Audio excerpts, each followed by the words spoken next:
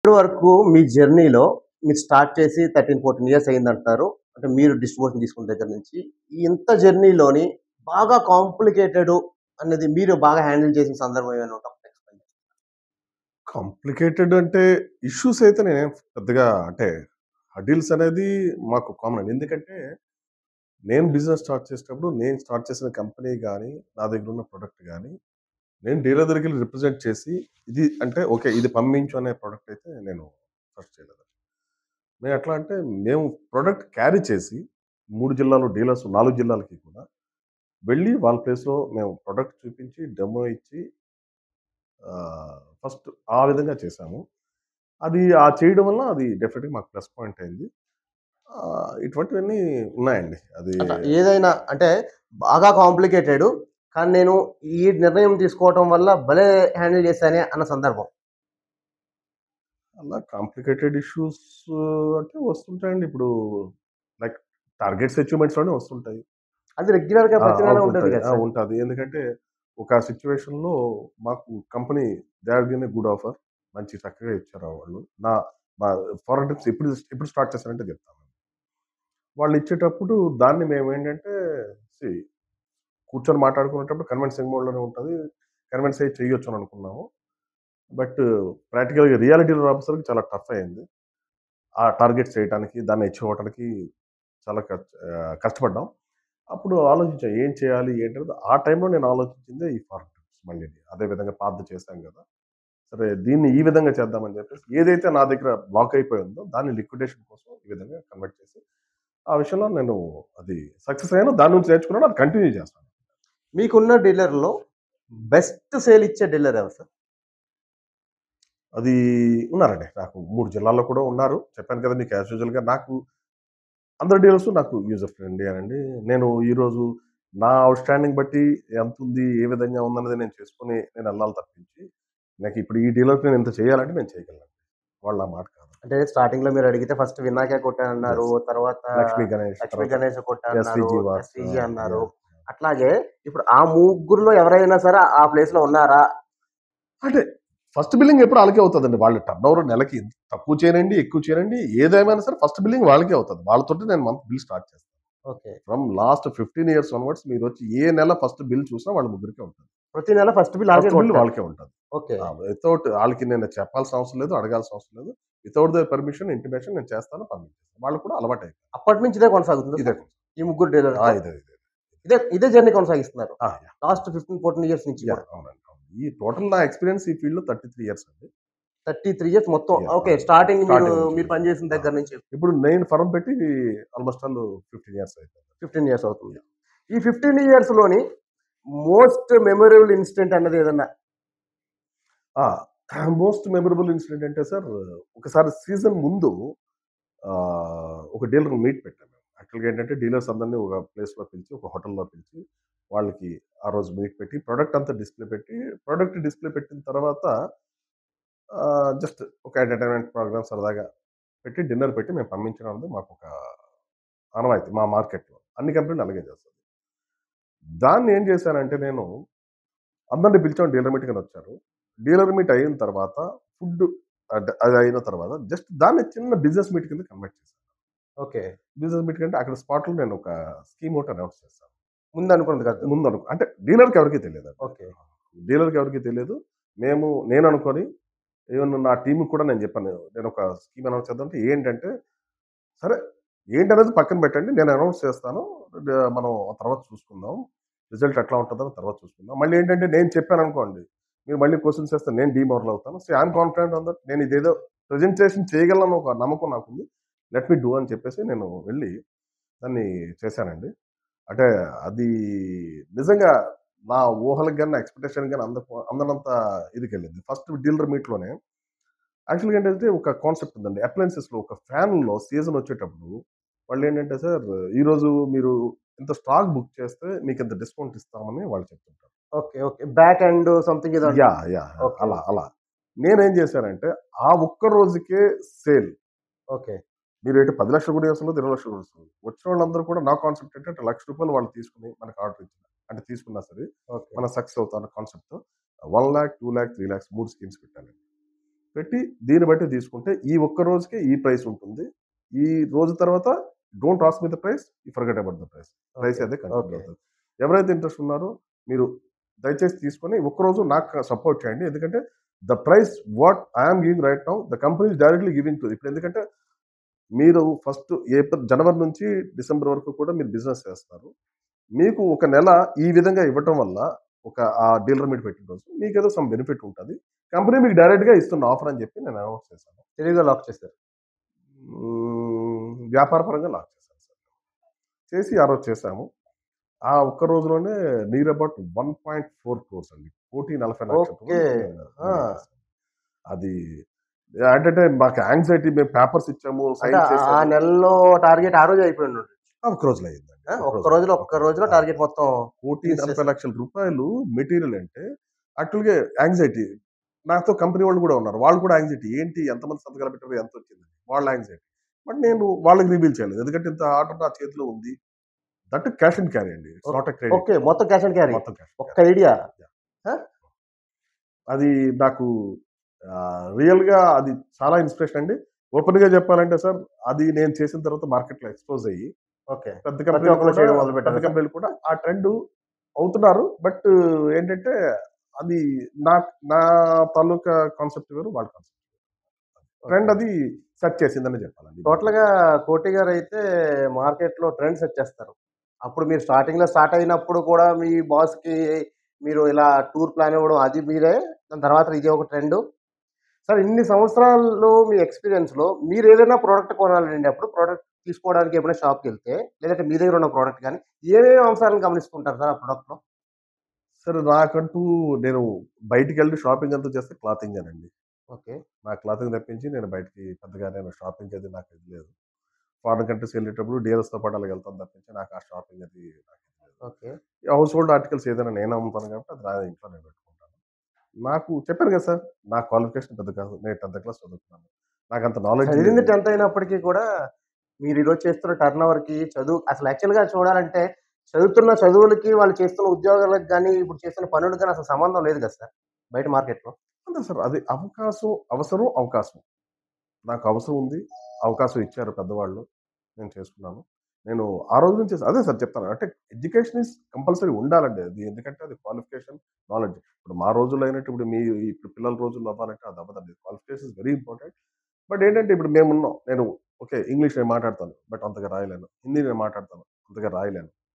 Accounts చేస్తాను. ఎందుకంటే ఇవన్నీ నేను నేర్చుకునేది అంటే ప్రాక్టికల్గా చూసి నేర్చుకునే తప్పించి సార్ నాకు డెప్త్లోకి నాకు ఏమీ తెలియదు. ఇప్పుడు ఇంగ్లీష్ నేను ఉంది, నేను మెయిలింగ్ వరకు నేను చేయగలను. బట్ అంతకుమించి మీరు చదవండి అంటే నేను స్పీడ్గా చదవాలి. కానీ వాస్తవంగా మీతో ఎవరైనా మాట్లాడితే ఒక 10 నిమిషాలు మీరు 10th క్లాస్ చదువుకున్నారంటే ఎవరు నమ్మరు సార్. అదే సార్ చెప్తాను కదా, నేను నేర్చుకునేదే సార్ ఇదంతా కూడా. అదే ఇప్పుడు ఈ రోజుల్లో ఆ ఇంట్రెస్ట్ ఉంటే ఆటోమేటిక్గా ఏదైనా అవుతుందండి. మనకి ఫస్ట్ ఆఫ్ ఆల్ ఇంట్రెస్ట్ ఉంటే ఇది చెయ్యి, ఎందుకు చేయలేము, ఇది వాళ్ళు చేసినట్టు నేను నాకు ఈ వీళ్ళు తప్పించి నేను బయటకు వస్తే నేను జీరో అండి. నేను దేనికి పనికిరాను. నేను నా ఫీల్డ్లోనే ఈ నా బిజినెస్ ఫీల్డ్ తప్పించి వేరే బిజినెస్ కూడా నాకు తెలియదు. మీరు అడిగారు చూసారా, మీ ఎక్స్పీరియన్స్ అంతా దీంట్లోనే. అంతే సార్. నేను 10th క్లాస్ అంటే ఆల్మోస్ట్ నేను 17 years వచ్చి నేను జాయిన్ అయిపోయాను సార్. నాకు మొత్తం ఈ ఫీల్డ్లోనే ఉన్నాను. మీరు బయటకు వెళ్తే ఏం చూస్తారు నాకే అవగాహన లేదండి, నాకేం తెలియదు. నేను ఏదన్నా నా ప్రొడక్ట్ వరకు, నా బట్టలు తప్పించి నేను ఇంకేది కూడా నేను బయటకు వెళ్తాను. మీ దగ్గర ఉన్నవి అన్ని ప్రోడక్ట్స్ కలిపి ఉన్నాయి సార్. మీ దగ్గర ఉన్న ప్రోడక్ట్ లో హార్ట్ కేక్ అంటే ఏం చెప్తారు సార్? ఏ ప్రోడక్ట్? డెఫినెట్గా ఈరోజు ఎల్ఈడి మార్కెట్ అనేది బాగుందండి. ఎల్ఈడి మార్కెట్ బాగుంటుంది. అది కాకుండా రిఫ్రిజిరేటర్స్, ఎందుకంటే చాయిస్ ఉంటుంది. ఈరోజు మీరు ఏ షోరూమ్కి వెళ్ళి చూసుకుంటా సరే రిఫ్రిజిరేటర్స్లో చాయిస్ ఉంటుంది. ఎల్ఈడీస్లో ఏంటంటే చూడటానికి అన్ని ఒకలాగే ఉంటాయి, బట్ అందులో ఫీచర్స్ మనకు చెప్తే కానీ తెలియదు. బట్ రిఫ్రిజిరేటర్స్ మొత్తం ఫీచర్స్ అన్నీ ఒకటే, బట్ డిజైన్స్ వాళ్ళు ఏంటంటే ఇంటీరియర్ బట్టి, వాళ్ళ తాలూకా టేస్ట్ బట్టి, కలర్ టేస్ట్ బట్టి, కలర్ చాయిస్ బట్టి ఈ రిఫ్రిజిరేటర్స్ కూడా ఆ విధంగా మా కంపెనీ కూడా మేము ఇదంతా కూడా మీరు చెప్పింది కలర్ కానీ ఇదంతా బయటకు కనిపించేది సార్. వాస్తవంగా ఒక కస్టమర్ ఏదైనా ప్రోడక్ట్ తీసుకెళ్లేటప్పుడు ఏ అంశాలని పరిగణలోకి తీసుకోవాలి సార్? పరిగణలో తీసుకోవాలంటే సార్ ఈ రోజు ఏది ఉన్నా సార్ స్టార్ రేటింగ్ అనేది ఇంపార్టెంట్ అండి. ఓకే. ఏసీ అవ్వచ్చు, రిఫ్రిజిరేటర్స్ అవ్వచ్చు, వాషింగ్ మిషన్ అవ్వచ్చు. మీరు పవర్ బిల్లు కట్టగలరు కానీ పవర్ మీరు ప్రొడ్యూస్ చేయలేరు కదా. ఓకే. ఈ స్టార్ రేటింగ్ ఏ విధంగా ఉపయోగపడుతుంది? స్టార్ రేటింగ్ అనేది ఏంటంటే పవర్ కన్జంప్షన్ లో ఉపయోగపడుతుంది. ఎందుకంటే తక్కువ పవర్ తీసుకొని అవి వర్క్ చేస్తాయి. ఇన్వర్టర్ మోడల్ అంటే ఆటోమేటిక్ గా ఇప్పుడు మీకు సపోజ్ ఒక పాత ఏసీలు ఉన్నాయి, ఒక రూమ్ టెంపరేచర్ ఒక సెట్ ఆఫ్ టెంపరేచర్ చేసిన తర్వాత కంప్రెసర్ ఆఫ్ అయ్యేది. ఓకే. ఆఫ్ అయ్యి మళ్ళీ రూమ్ టెంపరేచర్ పెరిగిన తర్వాత కంప్రెస్ ఆన్ అయ్యేది. కంప్రెస్ ఆన్ అవ్వటం అంటే ఆటోమేటిక్‌గా మళ్ళీ పవర్ ఎక్కువ తీసుకొని అయ్యేది. మీరు సపోజ్ మీ ఇంట్లో రిఫ్రిజిరేటర్ ఉంది. మీరు ఎప్పుడైనా ఆన్ చేసి ఆఫ్ చేస్తారా? చేయరు. లేదు కంటిన్యూస్‌గా ఆన్‌లో ఉంది. ఉంచుతారు. ఎందుకంటే అది ఆటోమేటిక్‌గా ఏంటంటే అది ఆ ఇన్వర్టర్ మోడ్‌లో పనిచేస్తుంది. అదే ఏసీ కూడా ఇప్పుడు ఇన్వర్టర్ సీరీస్ వచ్చాయి. అది ఒక సర్టెన్ టెంపరేచర్ వచ్చేసిన తర్వాత అది ఆటోమేటిక్‌గా డీసీలో కన్వర్ట్ అయ్యి డీసీ అంటే బ్యాటరీ పవర్ కాదండి. డీసీ మోడ్‌లోకి వెళ్ళిపోయి పవర్ తక్కువ తీసుకొని ఆ టెంపరేచర్‌ని మెయింటైన్ చేస్తుంటుంది.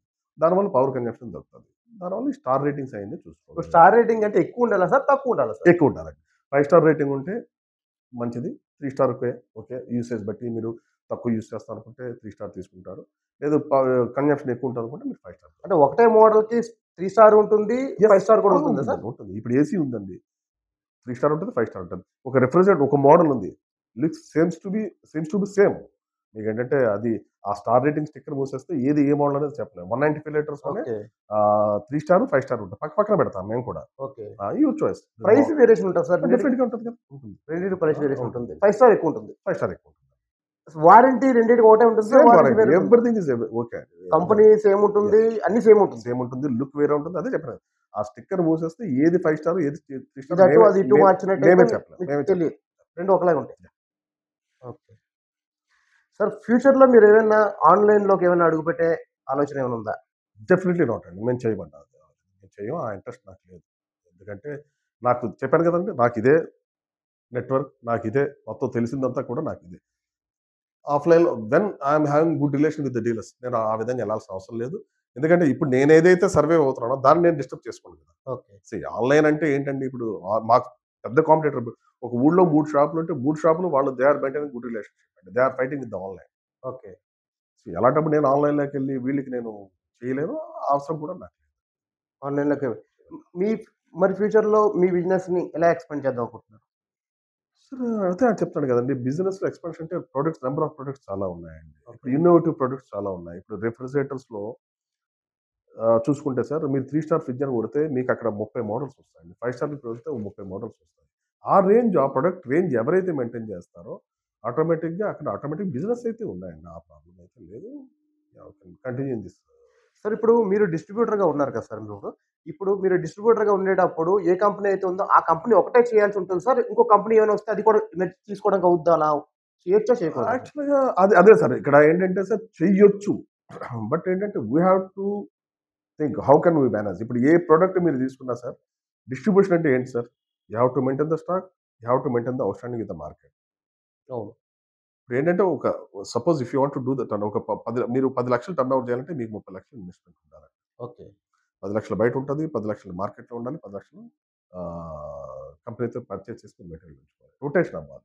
ఆ రొటేషన్ అవ్వాలంటే ఆ విధంగా కాలిక్యులేషన్స్ ఉంటే మనం చేసుకోవచ్చు. ఇప్పుడు నా దగ్గరకు చాలా పెద్ద కంపెనీస్ వచ్చాయండి. బట్ నేను నాకు ఆ కేపబిలిటీ నాకు ఎంతవరకు ఉందో నేను అంతవరకే చేశాను. నేను అంతవరకే చేస్తాను. అదే చేస్తాను.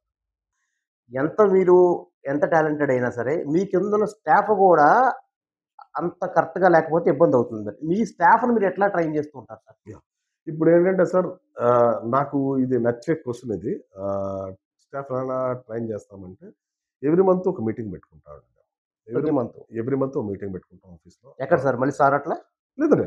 మా ఆఫీస్‌లో పెట్టుకుంటాం. ఓకే. స్టార్ హోటల్ అదే సార్. స్టార్ హోటల్ అనేది నా డీలర్స్‌కే. ఎందుకంటే ఎవరైతే సపోర్ట్‌తో నేను ఈ సంవత్సరం అంతా వ్యాపారం చేస్తానో వాళ్ళని హానర్ చేయడం అనేది నా బాధ్యత కాబట్టి వాళ్ళని గెస్ట్‌లా తీసుకొచ్చి వాళ్ళకి ఇవ్వాల్సిన రెస్పెక్ట్ నేను ఇవ్వాలి కాబట్టి వాళ్ళకి ఆ హోటల్‌లో పెట్టి ఆ రెస్పెక్ట్ నేను ఇస్తాను. ఎందుకంటే హోటల్‌లో పెట్టి ఇచ్చేది ఒకటుంటుంది.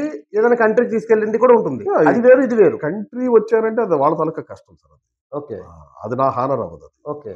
నేను డీలర్ హోటల్‌లో మీటింగ్ పెట్టి వాళ్ళని పిలిచి ట్రీట్ ఇస్తేనే అది హానర్ అవుతాది తప్పించి ఒక కంట్రీ తీసుకెళ్లారంటే వాళ్ళ తాలూకా కష్టం వాళ్ళ ఇన్వెస్ట్‌మెంట్, వాళ్ళ ఇంట్రెస్ట్ వాళ్ళకున్న దీన్ని బట్టి అది అవుతాది. మీ ఐడియా. మేబీ అయి ఉండొచ్చు. ఎలా ట్రైన్ చేస్తారు మీ వాళ్ళు? మేము ఎవ్రీ ఇయర్ మేము ఎవ్రీ మంత్ మేము మీటింగ్ పెట్టుకుంటాం. మీటింగ్ పెట్టుకొని నేను ముందుగానే ప్రిపేర్ అవుతాను. ఏం మాట్లాడాలి? ఏంటి? ఫస్ట్ డిఫికల్టీస్ ఏంటి? ముందు నెగెటివ్‌తో స్టార్ట్ చేసి దాన్ని ఆ పాయింట్స్‌కి రెమెడీస్ నేను పెట్టుకొని నేనేదైతే మార్కెట్‌లో ప్రెజెంట్ చేద్దాం అనుకుంటానో నా తాలూకా ఐడియా చెప్తాను. ఐడియా చెప్పినవంటే నేను అడిగేది ఒకటే సార్. ఎలా ఉందని అడగను. ఇందులో నెగెటివ్స్ ఏంటని అడుగుతాను. ఓకే. నెగెటివ్ పాయింట్స్ చెప్పేటప్పుడు నేను వాళ్ళని కన్విన్స్ చేయగలిగితే ఐయామ్ కరెక్ట్. వాళ్ళు నన్ను కన్విన్స్ చేస్తే దే ఆర్ కరెక్ట్. వాళ్ళు చెప్పిన పాయింట్స్ ఒక డీలర్ దగ్గరికెళ్తే ఒక ఈ ఇష్యూ వస్తుంది. ఈ విధంగా ఉంటది. ఇలాగ అయ్యేటప్పుడు ఈ విధంగా ప్రాబ్లమ్ ఉంటదని అనుకుంటే చెప్తాను. ఆ విధంగా ఉండేటప్పుడు ఈ విధంగా మనం మాట్లాడితే అవ్వదా? See think your a dealer, నువ్వు ఒక డీలర్వి. నేను ఇప్పుడు చెప్పాను, నువ్వేం మాట్లాడతావు చెప్పు, నువ్వు మాట్లాడావా, దీనికి ఇది డైలాగ్ చెప్పు, ఓకేనా, సే. అది ఆయన సాటిస్ఫైడ్ అంటే ఓకే గుడ్. అలాగా మేము నలుగురి ఒక ఒపీనియన్ తోటి నేను ఉన్నాను, ఒక ఆలోచన నాది, బట్ కలెక్టివ్ ఒపీనియన్ తోటి మేము ముందుకెళ్తాం. అందరూ కూడా చెప్పడం, దాన్ని ఆలోచించడం, ఏమైనా ఉంటే కరెక్ట్ చేసుకోవడం ఆటోమేటిక్గా. స్టార్టింగ్ మీరు స్టార్ట్ చేసినప్పుడు ఎంతమంది ఉండేవారు సార్? అట్ ప్రెజెంట్ ఒక 25 కోట్లు బిజినెస్ చేస్తున్నారు. ఇప్పుడు ఎంతమంది స్టాఫ్ ఉన్నారు సార్? స్టార్ట్ చేసేటప్పుడు సార్ నేను ఒక్కడే అండి, నాతో పాటు నా పార్ట్నర్ ఒక ఆయన ఉన్నారు. ఓకే. ఆయన నేను ఒక 30 మీకు చెప్పాను కదా సార్, నేను వైజాగ్ వచ్చిన తర్వాత ఆయన నేను ఫ్రెండ్స్ అండి. ఫ్రెండ్స్ అంటే ఆయన నేను కలిపి వ్యాపారం స్టార్ట్ చేశాము. ఓకే.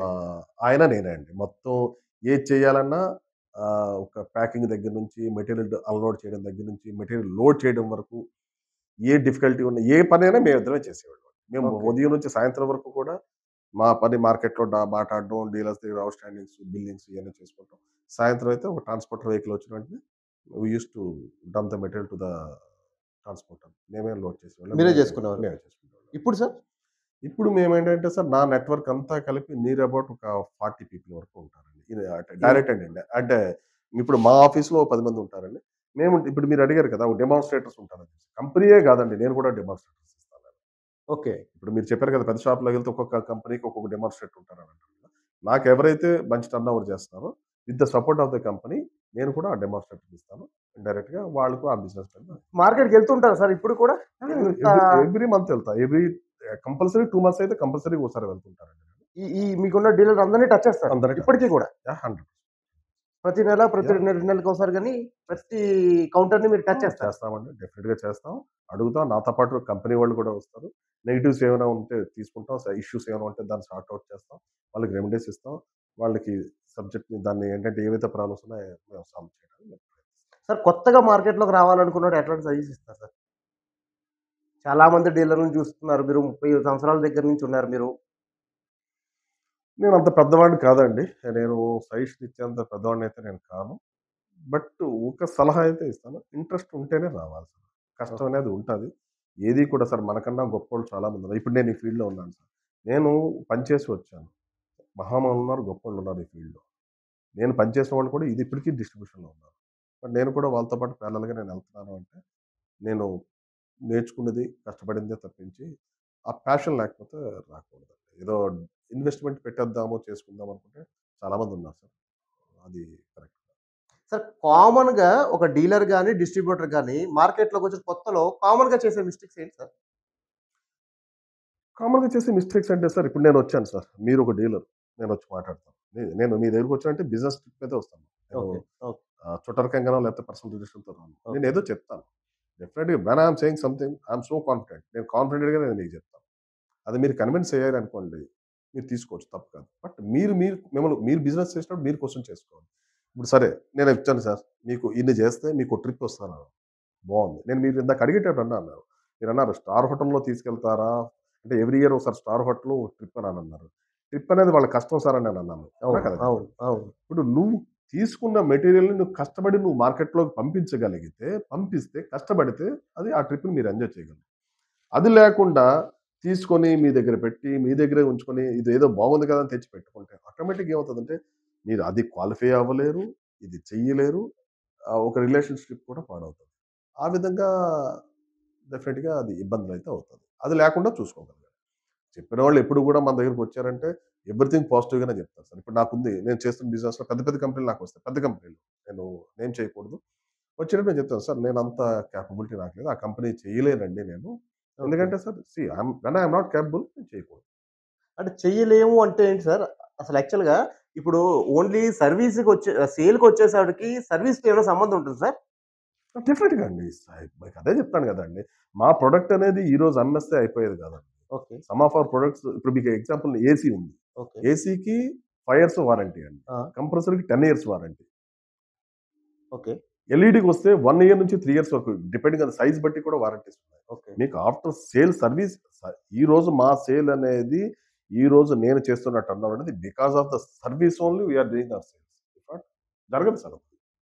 ఫస్ట్ ప్రైమరీ నేను ఏ డీలర్ దగ్గరికెళ్ళినా, ఎవరి దగ్గరికెళ్ళినా సేల్స్ ఎట్లా ఉంది? సర్వీస్ ఎట్లా ఉంది?